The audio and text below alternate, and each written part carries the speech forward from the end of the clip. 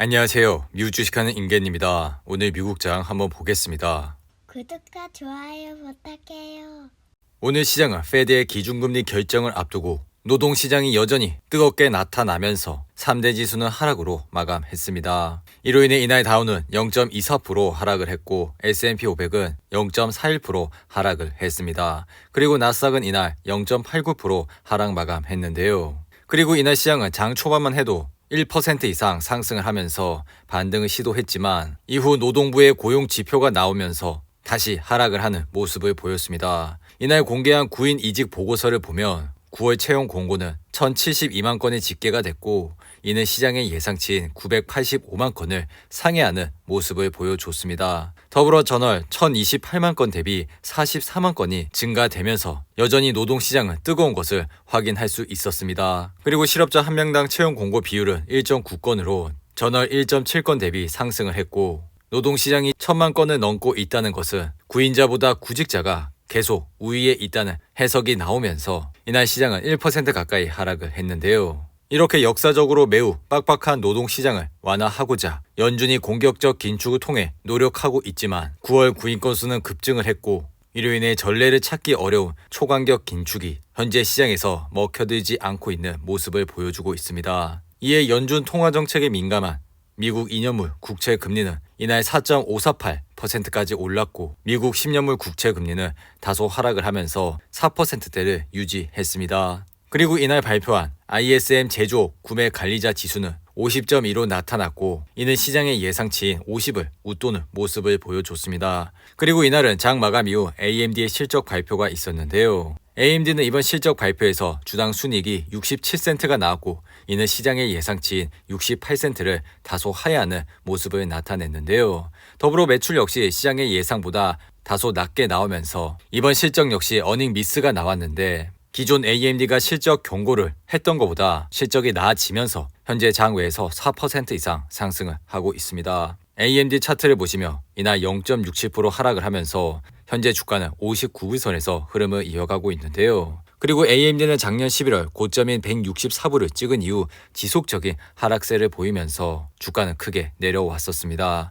더불어 이러한 기간 동안 실적이 시장의 예상치를 하회하는 모습을 보이면서 고점 대비 크게 내려온 모습을 보여주고 있는데요. 그리고 이번 실적 발표에서도 보셨겠지만 AMD는 아직까지 실적이 개선이 되고 있지 않은 모습을 보여주고 있습니다. 이로 인해 다음 분기 실적을 확인을 하시고 투자를 하셔도 늦지 않다고 생각이 드니 이러한 점을 잘 참고하시고 투자를 해주시기 바랍니다. 그리고 에어비앤비 역시 장 마감 이후 실적 발표를 했습니다. 에어비앤비는 이번 실적 발표에서 시장의 예상치를 상회하는 실적을 발표했지만 현재 주가는 6% 이상 하락을 하고 있는데요. 에어비앤비의 차트를 보시며 이날 2% 이상 상승을 하면서 아래 보이신 RSI는 45로 마감했습니다. 하지만 장 마감 이후 실적 발표를 통해 현재 주가는 크게 하락을 하고 있고 에어비앤비는 이번 실적 발표에서 3분기 숙박 취소율이 2019년보다 높게 나타났다고 밝혔습니다. 에어비앤비는 올해 1분기 실적 발표 이후 지속적인 하락세를 보이면서 현재 주가는 109불선에서 흐름을 이어가고 있는데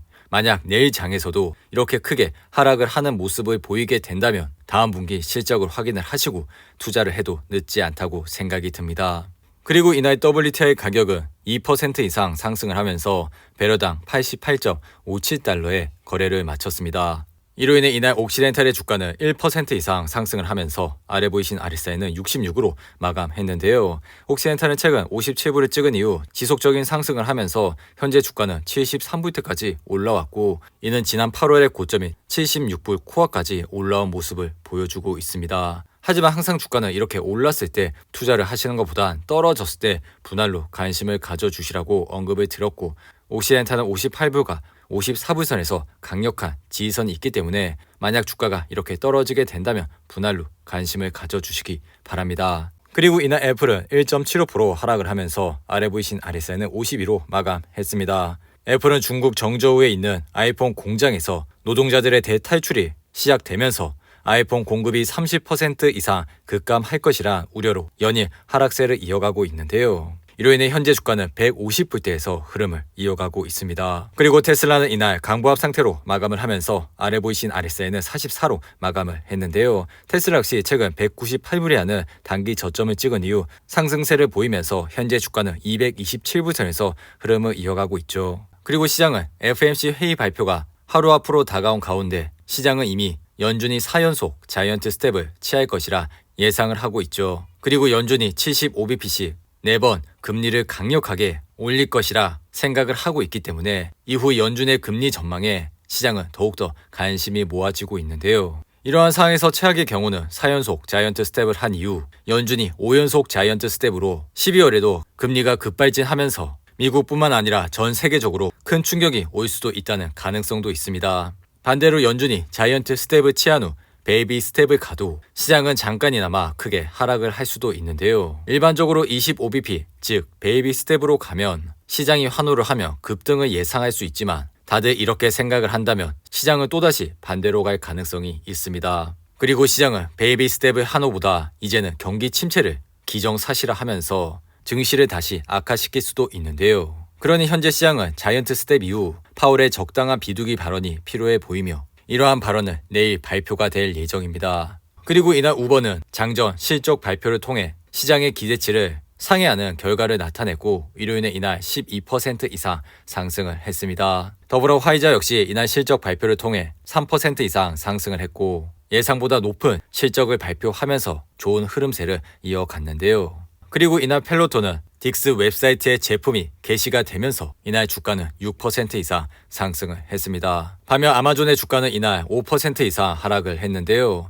최근 도이치뱅크는 아마존에 대해 거시적 문제가 아마존의 광고 예산을 해치고 있다는 점을 인정하면서 이날 주가는 5% 이상 하락을 했습니다. 그리고 핀테크 회사인 소파이는 예상보다 적은 분기 손실과 시장의 예상치를 초과하는 수익에 힘입어 이날 5% 이상 상승을 했고 그리고 소파이 역시 이날 긍정적인 의견을 내비치면서 이날 상승을 했습니다. 그리고 스파이 ETF를 보시며 이날 0.44% 하락으로 아래 보이신 RSI는 55로 마감했습니다. 스파이는 최근 356불이라는 단기 저점을 찍고 지속적인 상승을 하면서 현재 주가는 384불선에서 흐름을 이어가고 있죠. 최근 급격한 금리 인상과 더불어 다가오는 경기 침체 우려로 인해 개별 주식을 하시는데 크게 어려움이 있을 것이라 생각이 듭니다. 하지만 이런 스파이와 V5와 같은 좋은 ETF에 매달 적립식으로 투자를 해 나가신다면 앞으로도 좋은 수익을 얻으실 수 있을 뿐만 아니라 과거 5년 전과 10년 전에 있었던 악재들은 우리도 이젠 기억을 하지 못할 만큼 결국 증시는 우상향을 하면서 시간이 모든 것을 해결해 줄 것이라 생각이 드니 이러한 점을 잘 참고하시고 투자를 해주시기 바랍니다. 그리고 이날 주식시장의 피어 앤 그리드 지수를 보시며 58로 마감을 했는데요. 항상 시장이 공포감에 있을 때 시장을 주목해 주시기 바랍니다. 오늘도 8분이 넘는 긴 영상 끝까지 시청해 주셔서 감사하고요. 가시기 전에 구독과 좋아요 잊지 마시고 그럼 저는 다음 영상에서 찾아뵙겠습니다. 감사합니다.